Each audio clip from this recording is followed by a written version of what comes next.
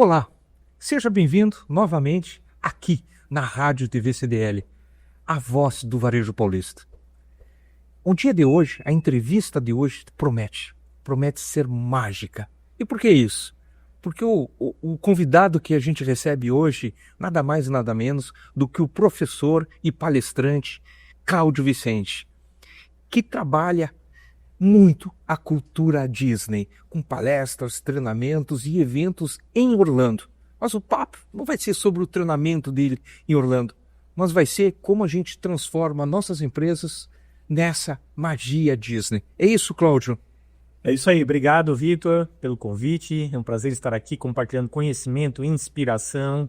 E como você bem falou, o modelo Disney ele é um modelo que ajuda a transformar empresas em duas linhas principais, né? Transformar a gestão do negócio e transformar a forma como a liderança é exercida dentro das empresas.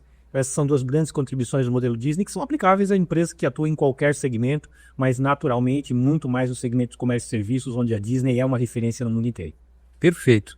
E aproveitando então, e vamos começar a explorar essa questão da magia, e quando a gente fala em magia, a primeira coisa que vem na nossa cabeça é um mágico, né?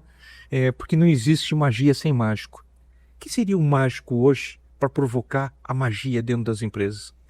É o líder, né? É o empreendedor. A gente olha muito o Walt Disney como um cara que criou um império do entretenimento, de serviços no mundo inteiro, mas poucas pessoas se lembram do Roy Disney, que era o irmão mais velho e que era o cara que fazia a operação acontecer.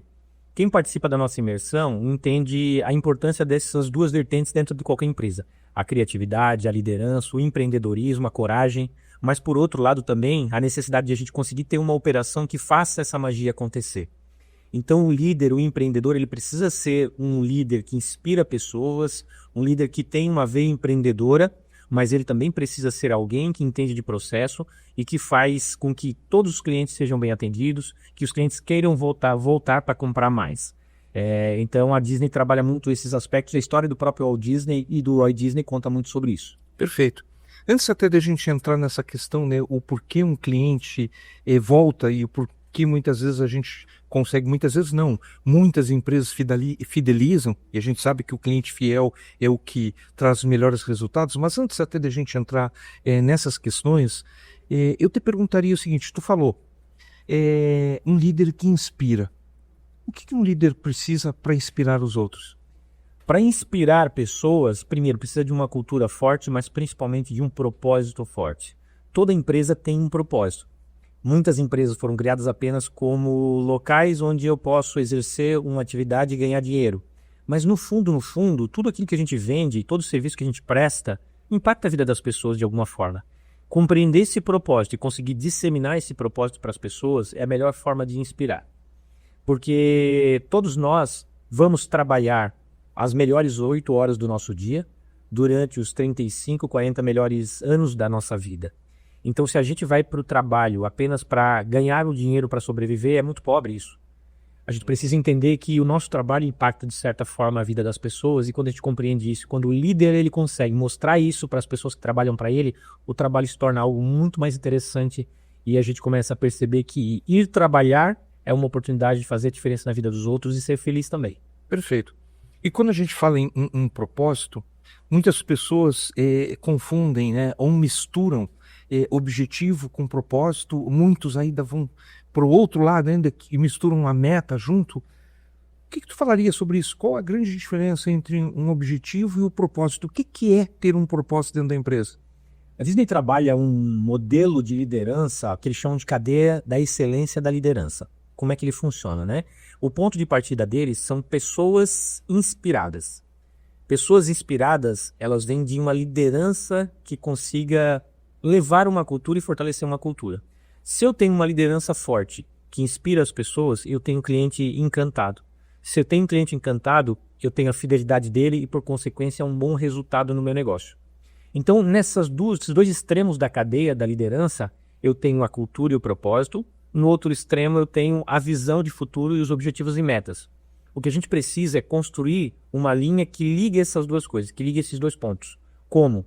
A Disney usa um modelo, ela diz que a cultura ela é como se fosse uma luneta. Através dessa luneta você olha para o objetivo, para a tua visão de futuro. A luneta é a luneta da cultura. A gente precisa começar a ensinar as pessoas a olharem para os objetivos e metas, não apenas como números que eu tenho que alcançar, mas como parte de um propósito. O Walt Disney ele dizia assim, eu não faço filmes para ganhar dinheiro, eu ganho dinheiro para fazer mais filmes. Então o objetivo não era ganhar o dinheiro, o objetivo era, através dos filmes, fazer as pessoas felizes, divertir as pessoas.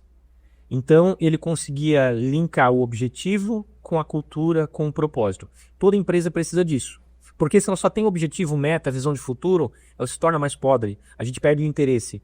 E se ela tem isso, tem uma cultura forte que mostra o porquê que a gente quer alcançar esse objetivo, toma uma outra dimensão. Perfeito. Né? Obviamente, eu tenho meu negócio de treinamentos, de palestras, levar as pessoas para treiná-las dentro da Disney. O resultado para mim é importante. Mas o que me inspira a buscar os resultados e me esforçar tanto para fazer a entrega que eu faço é o fato de que eu sei que esse treinamento muda vidas. Ele transforma pessoas. Isso é o propósito. É perfeitamente possível a gente conseguir criar uma empresa que ligue esses dois pontos. Em outras palavras, baseado no que tu falou, o propósito é a base para te alcançar resultados, porque sem ele se torna vazio. É como se eu fosse um grande pregador, mas não tivesse conteúdo para pregar. Seria mais ou menos isso? Ou... Exatamente isso. Perfeito. O propósito, a visão de futuro, ela motiva, mas o propósito inspira. A motivação vazia, ela não é duradoura. Tu falou um negócio muito interessante agora. A visão de futuro inspira. E toda visão de futuro, todo o futuro, normalmente ele nasce ou parte do sonho individual de cada um. Então, a gente pode concluir que, para inspirar pessoas, baseado no que tu falasses, é necessário conhecer os sonhos delas para inspirar através dos sonhos. Perfeito. A Disney tem uma diretriz de gestão de pessoas que diz assim, contrate a atitude e treine a técnica. Por quê? Porque se você contrata pessoas com atitude, com fit cultural, pessoas que acreditam no propósito, que acreditam naquilo que a empresa faz, você desenvolve a técnica nelas. E quando eu digo que você precisa contratar pessoas que estejam alinhadas com a tua cultura, é quando o sonho da empresa, ele conversa com o sonho individual das pessoas. Perfeito. E aí você cria uma empresa onde as pessoas estão ali sendo felizes e fazendo outras pessoas felizes. Tchê, e tu que está nesse mercado, e óbvio, deve conhecer inúmeras empresas, inúmeros empresários e inúmeros líderes. E quando eu falo, porque às vezes também as pessoas confundem, né? Nem todo empresário é um líder e nem todo líder é um empresário. E guarda isso para te falar um pouco sobre isso. Juntando com essa pergunta que eu vou te fazer. Quando tu fala, né, que me fugiu agora, mas a gente falava dessa questão da cultura e coisa e tal, quando elas estão alinhadas com a cultura da própria pessoa, funciona, aí existe essa magia. Agora, dentro desse universo de tantas empresas que tu conhece, sabendo que nem todo líder é um empresário, nem todo empresário é um líder, o que tu acha? Tu olhando todo esse mercado, tu não vê que existe uma carência muito grande no sentido do que muitas vezes o empresário quer que o cara acredite no sonho que ele tem para a empresa dele, mas nem conhece. Ou seja, eu não vou lutar pelo teu sonho, eu vou lutar pelo meu. Agora, se eu tenho um sonho que através dele eu vou te ajudar também, bingo, deu esse casamento. Me fala aí de todas as tuas andanças aí pelo mundo inteiro. Tu vê muitos empresários que ainda têm, infelizmente, essa cultura, porque isso também não deixa de ser uma cultura, de acreditar que só a pessoa tem que acreditar no que ele acredita e tanto faz o que o outro acredita. Vitor, tem uma coisa que me perguntam muito, né? Principalmente quando eu estou dando treinamento sobre o modelo Disney. As pessoas, os empresários dizem assim, poxa, Cláudio, muito legal, muito bonito que tu traz, muito romântico a visão que tu traz, mas no final das contas, as pessoas que eu preciso engajar, motivar, são pessoas que não estão nem aí para minha empresa. Eles estão lá para ganhar um salário no final do mês e de repente surge uma outra oportunidade e eles vão trabalhar em outro lugar. Eu sempre digo que o líder ele precisa desmistificar a ideia que muitos trabalhadores têm de que ele é uma pessoa de sorte, que resolveu montar um negócio que deu muito certo e ele não trabalha quase nada e ganha muito dinheiro. Porque muitos trabalhadores têm essa visão do líder. Eles não sabem o quanto o empreendedor rala para poder criar uma empresa legal. Só que muitas vezes o próprio empresário, ele cria esse mito. Por quê? Porque ele não se deixa conhecer, ele não compartilha com as pessoas. A gente precisa compartilhar mais sonhos, a gente precisa trazer mais as pessoas para discutir o futuro da empresa, para elas começarem a se sentir parte. Esse é o grande segredo lá do Walt Disney e do Roy Disney, porque o Walt Disney, quando convidava as pessoas para trabalhar no parque, ele não dizia assim, eu quero te contratar para trabalhar na montanha-russa. eu quero te contratar para trabalhar num restaurante. Ele dizia, sabe como? Ele dizia assim, eu quero te convidar para construir o lugar mais feliz da Terra. Olha que E isso brilhava os olhos das pessoas. Quer dizer que eu vou ajudar a criar um lugar onde as pessoas vêm ser felizes em família. Isso tem sentido, isso é legal. Então o líder, ele precisa, o empreendedor, ele precisa compartilhar mais com as pessoas os sonhos dele e perceber que muitas vezes ele vai se surpreender de conhecer coisas que ele não conhecia sobre as pessoas e entender que a empresa está muito mais conectada com as pessoas do que ele imagina. Muito legal isso que tu falou. Eu também sou empresário, sou empreendedor, tenho funcionários e eu nunca contrato ninguém, nem falo sobre contratação antes de conhecer o sonho deles. Na entrevista eu já pergunto, qual é o teu grande sonho? O que tu sonha para tua vida? Agora mesmo eu contratei faz umas 3 semanas e eu falei justamente qual é o teu grande sonho? E o sonho dele é lindo, tia. Então eu falei para minha esposa, isso comove. Porque ele disse assim, meu sonho é da aposentadoria dos meus pais. Então tu vê a grandeza do sonho, né? E aí eu só falei isso para perguntar, cara, quanto maior o sonho, mais aderência tem? E quanto maior o sonho a pessoa tem, é mais fácil de trabalhar? Isso é uma pergunta, não é uma afirmação. Sim. Existem todos os tipos de sonho. O sonho, ele vai ser grande dependendo do contexto e do lugar em que você está naquele momento. Eu vou contar uma história para você que é extremamente inspiradora e que me toca muito. Eu sou filho de um pedreiro e de uma faxineira e eu desde cedo eu trabalhava como ajudante de pedreiro com meu pai. O meu pai, ele teve 2 AVCs. Ele teve um AVC quando ele tinha 38 anos e um outro AVC quando ele tinha 45 anos. Nossa. E na segunda vez que meu pai teve AVC, eu tinha 14 anos. E a gente estava começando a construir um muro bem grande numa casa. E esse muro era de uma professora da minha escola. E todos os dias, quando eu estava lá trabalhando, a professora chegava do meu lado e ela dizia para mim assim, Cláudio, tu tens que estudar. Tu só vai conseguir tirar tua família da miséria quando tu estudar. Tu precisa fazer um curso superior, tu precisa ir para Florianópolis estudar. Eu morava no interior de Santa Catarina. E ela fez isso muito tempo. E aquilo me inspirou tanto que eu um dia decidi, sentado no banco da praça da minha cidade, com as mãos machucadas de tanto trabalhar nas obras, eu decidi que eu iria para Florianópolis, que eu ia guardar dinheiro por 3 anos e ia para Florianópolis fazer faculdade. E assim eu fiz. E me tornei a primeira pessoa da família a fazer faculdade. E aí, recentemente, eu encontrei com a professora e ela me explicou por que ela fazia aquilo. Ela disse que um dia ela chegou na sala dos professores no colégio onde eu estudava e ela falou para os professores, sabe aquele menino lá? Ele é muito esforçado, ele está trabalhando como ajudante de pedreiro na minha casa e ele é muito esforçado, muito dedicado. Aquele menino um dia vai ter faculdade. E uma professora olhou para ela e falou assim, é mais fácil uma galinha criar dente do que ele fazer faculdade. Ela olhou para a mulher e falou assim, pode te preparar para ver uma galinha com dente, porque ele vai fazer faculdade. E naquele momento, ela assumiu o meu sonho como se fosse o sonho dela. Naquele momento, ela se comprometeu em garantir que um dia eu teria faculdade. E ela fez isso de forma silenciosa. Então, um sonho, ele pode ser o sonho de um menino trabalhando como ajudante de pedreiro ou o sonho de um empresário que quer ser o maior empresário de um segmento no país. Não importa, né? Importa, primeiro, é que você tenha disposição de ir atrás desse sonho e que você construa um contexto na tua vida que te permita acreditar que é possível. A professora foi o meu contexto. Ela fez eu acreditar que era possível e olha onde que eu fui parar. Fui parar na Disney, dando treinamento para empresários brasileiros. Caraca, linda a tua história. E tu viu o quanto é importante hoje, nós, também fazermos isso com outras pessoas. Porque tu viu, foi ela que talvez tenha te colocado nessa situação. Ou uma palavra que ela deu, sei lá, né, isso tudo que tu falou. Muito legal. Agora voltando àquele assunto que tu tinha entrado e que a gente acabou passando. A gente hoje fala muito em valor, né? Só que as pessoas não entendem ainda, na minha opinião, de fato o que significa ter valor, né?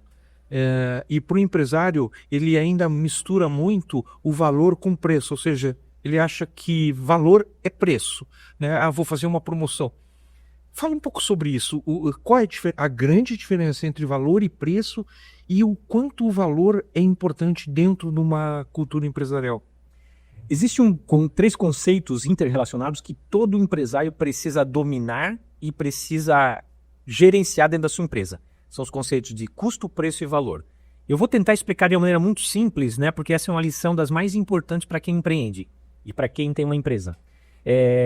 Imagina a seguinte situação, eu venho para uma reunião nesse prédio aqui, essa reunião eu vou negociar um contrato de R$500 mil, super importante para a minha empresa. Eu me programo para chegar aqui meia hora antes da reunião, porque A empresa que vai me contratar é uma empresa que ela não tem tolerância para atrasos. Então, se eu não chegar no horário, ela não vai mais, ela vai cancelar a reunião. Eu chego aqui, procuro um lugar para estacionar, não encontro um lugar para estacionar e fico rodando. De repente, eu vejo que tem um estacionamento com a cancela e ele funciona com parquímetro. Eu preciso de uma moeda de R$1 para poder abrir e entrar nesse estacionamento. Eu procuro na minha carteira e não tenho uma moeda de R$1. E eu fico desesperado. Eu tenho um lugar para estacionar, mas não consigo abrir a cancela. De repente, passa um rapaz gritando: promoção, moedas de R$1 por apenas R$10. Promoção, moeda de R$1 por apenas R$10. Eu puxo R$10 que eu tenho, entrego para ele, compro aquela moeda de R$1 e fico feliz da vida. Coloco no parquímetro, entro no estacionamento, venho para a reunião e fecho o negócio na reunião. Dentro dessa história, qual é o custo da moeda? É R$1. Foi isso que o fornecedor pagou pela moeda. Perfeito. Qual foi o preço da moeda? R$10. E qual é o valor da moeda? R$500 mil. Exato. Ou talvez mais do que isso se eu fechar outros negócios a partir dali. Então a gente precisa, como empresário, conhecer esses conceitos. O preço é um conceito do cliente. O custo é um conceito meu. E o valor é um conceito que eu, que sou o fornecedor, preciso construir na cabeça do meu cliente. Eu preciso mostrar para ele que existe esse valor. Eu não posso esperar que ele saiba o valor por si só. Eu preciso dizer para ele quanto que o meu produto vale, quanto que o meu serviço vale. Muito bom. Falando nisso, né, nessa questão dessas diferenças que tu trouxe, como tu vê hoje, no geral, as empresas, e se desse para quantificar isso, não sei se é possível, no mercado, qual percentual tu acha de empresas que existem? Pô, essa já trabalha com valor dentro disso que tu fala, e quais que não, nem consegue alcançar essa questão do valor? Uma percepção de mercado que eu tenho, Vitor, é de que mais ou menos 20% das empresas entenderam isso. E 80% não compreenderam isso ainda. E aí a maioria dessas 80% das empresas, muitas delas, elas estão trabalhando no mercado movido por preço. E elas começam a brigar por preço. O concorrente baixa um pouco, eu baixo também para poder competir. Baixo também. Daqui a pouco está todo mundo perdendo dinheiro.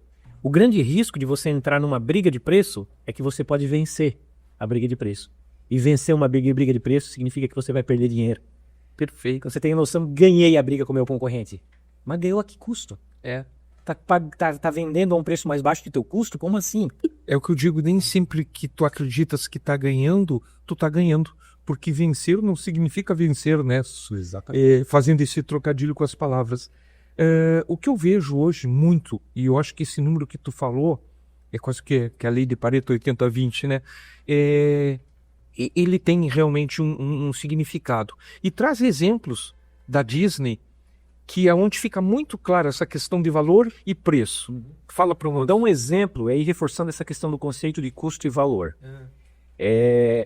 Todos os dias no Magic Kingdom, que é o parque que tem o Castelo da Cinderela, aquele famoso que aparece no início dos filmes, todos os dias acontece um show de fogos na frente do Castelo da Cinderela. Esse show de fogos custa $55 mil para a Disney. Se você multiplicar isso por 365 dias, você vai perceber que isso dá mais ou menos 120 milhões de reais no final do ano. É muito dinheiro, literalmente queimado. Só que se a gente for olhar, isso olhando do ponto de vista do custo, se a gente for olhar do ponto de vista do valor, olha só, tem naquele parque por dia mais ou menos 55 mil pessoas. Uma conta fácil de fazer, $55 mil por 55 mil pessoas, isso quer dizer que o show de fogos ele custa $1 por pessoa. Se você parar na frente do parque, recebendo as pessoas que estão chegando para comprar o ingresso, e você faz uma experiência, você oferece para as pessoas um ingresso promocional. Ao invés de $160, que é o preço normal, você oferece show de fogo, o ingresso por $159, desconto de $1, mas quando chegar na hora de show de fogos, a pessoa tem que sair porque ela não pagou pelo show de fogos. Você não vai encontrar ninguém que queira. Se você oferecer o ingresso por $150, desconto de $10 pelo show de fogos, ninguém vai querer o ingresso. Tem gente que diz assim, nem por $100 eu aceitaria porque eu não vou ficar sem o show de fogos. Eu estou dizendo, Vitor, que a Disney gasta $1 para gerar $10, $20 na experiência do cliente. E é isso que a gente precisa entender. Às vezes, para competir melhor no mercado, o empresário ele não precisa baixar o preço dele. Ele tem que aumentar o preço dele, porque aumentar o preço significa que ele pode ter a condição de oferecer um diferencial que a concorrência não tem. Perfeito, perfeito. Um exemplo que eu acho que também fica, e aí nada a ver com a Disney, mas com o mercado que a gente está inserido, que é o varejo, se eu te disser assim, Cláudio, tem uma camisa na loja X que custa R$ 50 e tem outra camisa na loja Y que custa R$ 500. Qual é a melhor camisa, na tua opinião? A que vale 500. Então nós, nós, que eu digo seres humanos, a gente já coloca valor pelo que tem o melhor preço, né? Inconscientemente. Só que ainda dentro da nossa cultura, a gente quer barganhar. Só que quem vende valor não tem barganha. Tem margem. Tem margem porque custa entregar um serviço. Exato. Não, e não tem barganha porque ele acredita que aquilo lá realmente tem valor. Não sei se também tu tem contato com bastante pessoas de serviço, mas tu percebe que normalmente no serviço as pessoas têm mais dificuldade de colocar valor e têm medo de perder e trabalham só com preço? Faz sentido isso? Faz sentido. E eu vou até te dar um exemplo de como às vezes o mercado ele se contamina por conta de concorrentes focarem só no preço. Nós abrimos uma clínica na minha cidade em 2022, é uma clínica de medicina ocupacional.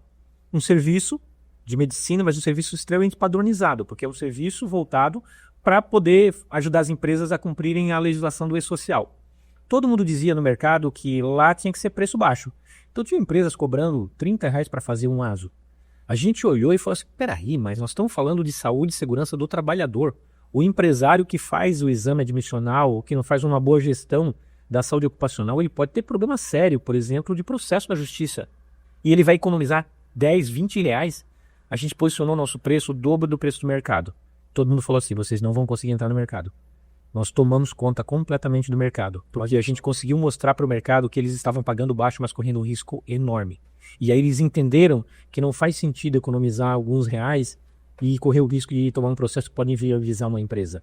Então, muitas vezes, o mercado, determinados mercados numa região, eles foram contaminados pela ideia que as pessoas têm de que eu preciso ter um preço baixo para poder entrar no mercado. Se eu quero entrar rápido no mercado, o preço é um fator decisivo. Mas eu não posso ter muita pressa de entrar no mercado. Eu preciso ir ganhando o mercado de forma consistente. Porque se eu ganho por preço, eu também perco por preço. Exato. Quando eu ganho porque eu tenho qualidade, porque eu entrego valor, é sustentável. Eu posso demorar mais tempo para consolidar minha empresa. Mas eu tenho certeza que a minha empresa tem um futuro muito mais melhor. Tia, isso que tu falou me gerou um insight aqui que eu te confesso que eu nunca tinha pensado. As empresas hoje, elas investem bastante para vender preço. Mas o investimento é zero para criar cultura. E tu só cria cultura para provocar isso que tu está falando, o valor dentro da empresa, é com treinamento, com tempo, com dedicação. Só que quantas empresas o colaborador nem sabe o que é treinamento dentro da empresa, né? Fala um pouco sobre isso. Tu acredita que essa cultura Disney, uma das grandes coisas é investir em treinamento? Demais. A ideia da Disney, desse modelo da Disney, surgiu lá em 1955, quando o Walt Disney abriu a Disneyland na Califórnia, e ele convidou 15 mil pessoas para a inauguração, falsificaram convites e apareceram mais de 30 mil pessoas. Era para ser um dia de festa, tudo certinho, tudo bonitinho, tudo organizado. Foi um fracasso total porque eles não estavam preparados para receber tanta gente. Mas o que chamou muito a atenção do Walt Disney é que todo mundo procurava ele para resolver os problemas e tomar as decisões. E ali ele percebeu que ele precisava criar uma empresa onde a cultura ajudasse as pessoas a tomarem decisões. E ali nasceu esse modelo de liderança da Disney. Nos dias de hoje, Vitor, eu vejo pessoas, empresários, que eles têm uma empresa muito legal, que funciona muito bem, eles têm um bom preço, um bom lucro, eles têm uma boa equipe, mas tem um grande problema. O empresário ele não consegue tirar férias porque a empresa para se ele sair. E muitos deles estão pensando em vender a empresa porque não aguentam mais, porque querem descansar um pouco. E aí muitas vezes o filho não quer assumir, não consegue fazer a sucessão. Esse é um problema que a gente precisa resolver. Nós precisamos ter líderes que desenvolvam as pessoas para cuidarem da empresa, cuidarem do negócio. A gente precisa descentralizar. Nós temos muitos líderes hoje que concentram toda a gestão e toda a decisão neles. Isso é uma loucura, você não consegue sustentar. A tua empresa não cresce porque o gargalo dentro da empresa é você que é o empresário. Você não pode ser o gargalo dentro da empresa. Então essa mudança precisa acontecer. O modelo Disney ensina a preparar as pessoas, investindo muito em treinamento para que elas possam cuidar do cliente. Perfeito. E eu vejo exatamente isso. A falta de visão da grande maioria dos empresários, é óbvio que não são todos, que não investem nisso. Eu tenho clientes, inclusive, que investem em marketing, mas não investem nas pessoas que vão receber as pessoas que vêm através do marketing. E aí a decepção é proporcional ao tamanho da expectativa. É que nem tu ir no McDonald's, olha na foto qualquer outro troço desses, aquela foto que te dá água na boca e tu vai pegar um negócio é horroroso, né?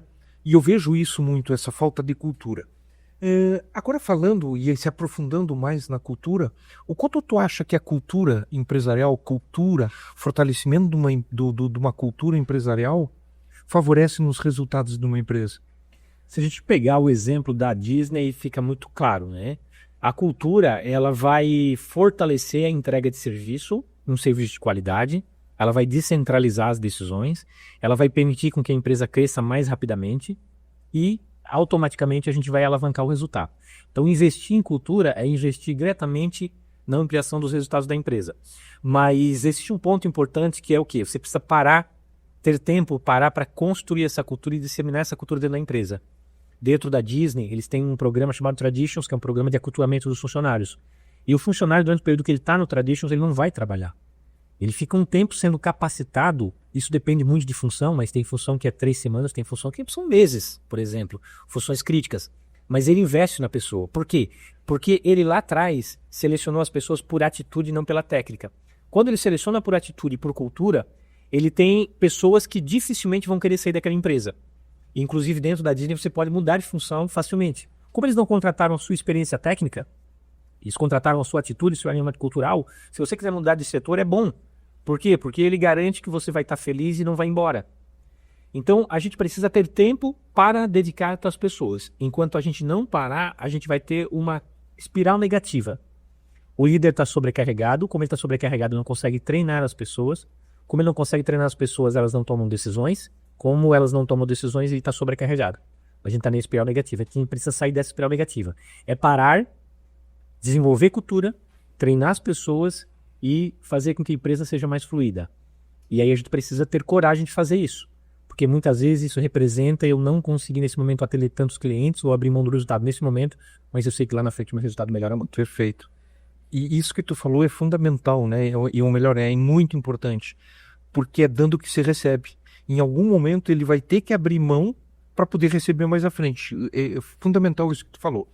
Mas vamos imaginar, a cultura então fica claro que ela é a fundação desse grande, vamos dizer assim, dessa grande estrutura. Quais os pilares que tu acredita dentro da cultura, ou melhor, que sustentam, né? Porque fazendo essa metáfora ou uma analogia com a construção, tem a fundação e tem as estacas. Quais são as estacas que seguram essa fundação, que seria a cultura, para manter ela de pé? Não sei se são muitos, são poucos, mas citas. Quais são os pilares que sustentam uma cultura?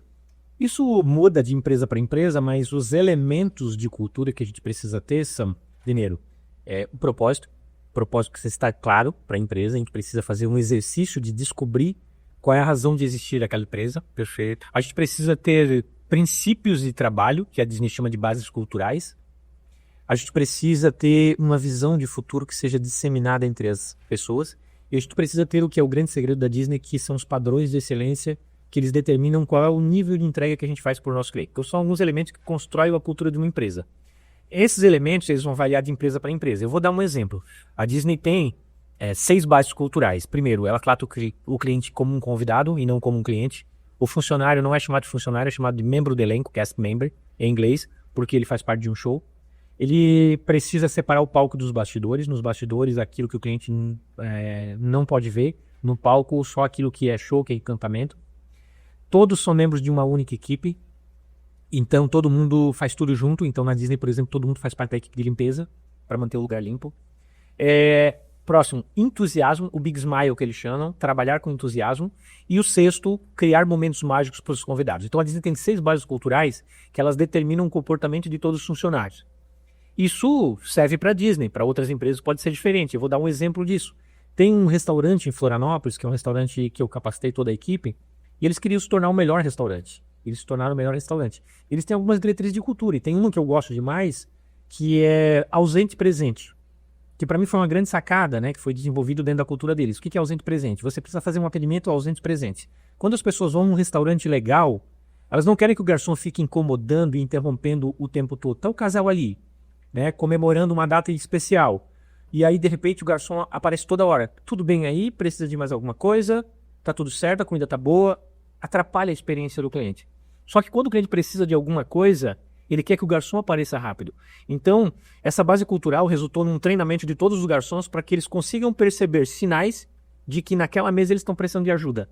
Então, eles não ficam incomodando a mesa, mas eles ficam atentos e todas as vezes que alguém levanta a cabeça e olha para o garçom, ele se aproxima. E se o cliente olhar nos olhos deles, eles abordam a mesa. Para não atrapalhar a experiência. Essa diretriz que eles criaram, que é o ausente presente. Ausente para não atrapalhar a experiência, presente para ajudar quando for necessário. Isso é cultura. Sim, perfeito. Eu diria até que eu vou usar até o título de algo que eu estou escrevendo, que é o óbvio que ninguém faz. Isso que tu falou é óbvio, mas ninguém faz, né? E aproveitando aqui que tu falou lá em atitude, que contrata por atitude e enfim, cara, o quanto tu vê que essa questão de contratar por atitude, ou seja, buscar o comportamento ideal, né, para dentro da empresa e não o técnico, porque o técnico tu forma facinho, né? Agora, por exemplo, esse exemplo que tu trouxe, quando tu treinou, se ele olhar, se aproxima, não sei o que, isso é perfeito. Mas agora, se ele não tem uma atitude para fazer isso da forma que tu treinou, não adianta o melhor treinamento do mundo. E aí entra na questão da liderança, que é a minha grande pergunta, que eu vou te fazer. Tu acha que todos os líderes estão, porque a gente fala em treinar a equipe, né? Sim. E os líderes? O quanto eles realmente estão preparados para entender o que é cultura e que para eles perceberem que uma cultura empresarial é formada ou só muda partindo dele. Isso. E às vezes ele quer mudar só as pessoas, né? Tu já viu isso também nessa tua andança aí? Sim, a maioria das empresas, quando eu vou treinar pessoas na empresa, é muito interessante, porque eu vou treinar gerentes, pessoal de nível intermediário, e a coisa que eu mais ouço nos treinamentos, Vitor, é as pessoas falam assim: nossa, eu gostei muito do treinamento, concordo com tudo que tu falou, eu vou mudar algumas coisas, mas o meu diretor tinha que estar aqui. Ele tinha que ouvir isso aqui. Eu ouço isso o tempo inteiro. Então, muitas vezes, o empresário, o empreendedor, o gestor, ele acha que o problema da empresa são os funcionários. Perfeito. E aí ele quer mandar os funcionários para serem treinados, né? Mas ele também precisa se treinar. Nada vai acontecer se ele não der o exemplo. Eu tenho um cliente em Bauru que ele já faz uns... Porque a cultura também tu não faz em uma semana, né? É anos, muitas vezes. E ele já vem nessa batalha aí uns 4, 5 anos. Só que ele é um cara incrível, né? Eu gosto de falar dele porque ele realmente serve como exemplo. Ele primeiro fez tudo quanto é treinamento, ele faz um monte de treinamento, tá toda hora fazendo um treinamento, outro de liderança, seja o que for. Por quê? Porque ele tomou a consciência que ele tem que ser um muito bom. E acima disso, e aí essa fica a tua pergunta, o quanto as palavras convencem e quanto os gestos arrastam? Exatamente, esse é o grande ponto, né?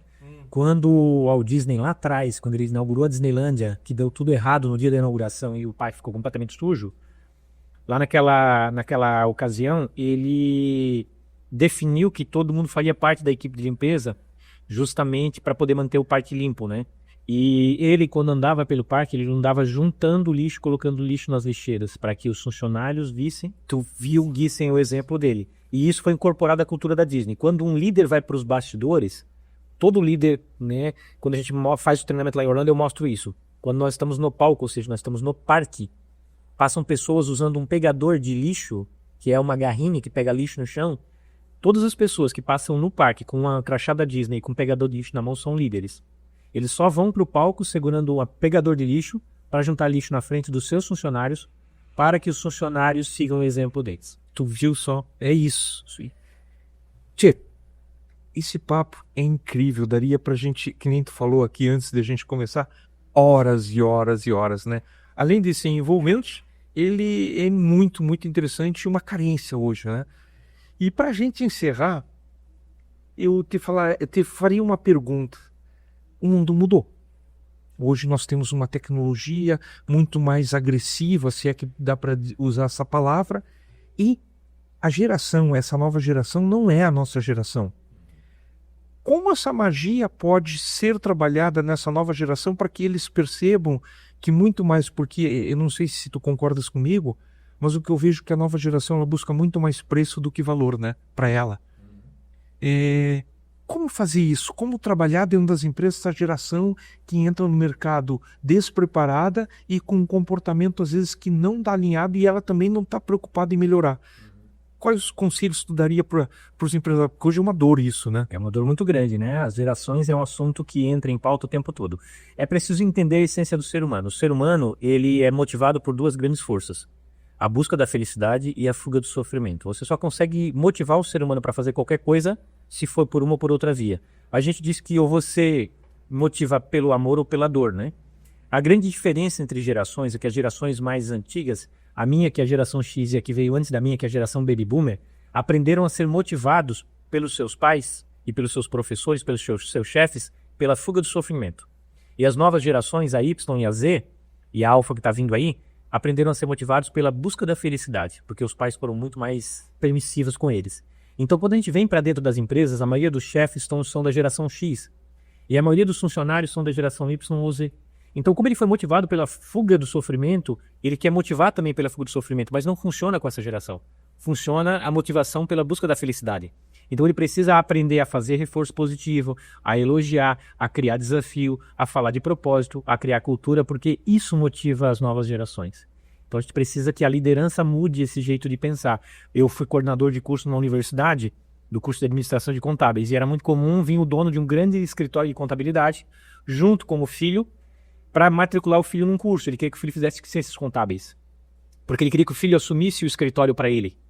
E o filho dizia assim: não, eu quero fazer administração porque eu quero criar minha própria empresa. Não, filho, mas tu não precisa criar tua própria empresa, tu tens uma empresa funcionando aí e tu não precisa mais de dinheiro pro resto da tua vida porque a minha empresa fatura muito. O filho olhava pro pai e disse assim: quem disse que eu quero teu dinheiro? Eu não quero trabalhar como tu trabalhasse dia e noite que tu não tivesse vida. Eu quero montar uma empresa onde eu possa ser feliz, criar o meu próprio negócio. Eu não quero ser um workaholic como tu é. E essa é a diferença de gerações. Tchê, a gente não poderia encerrar essa entrevista com isso. Isso aí foi... Eu me arrepio, confesso isso. Porque ontem à noite ainda nós conversávamos muito sobre isso.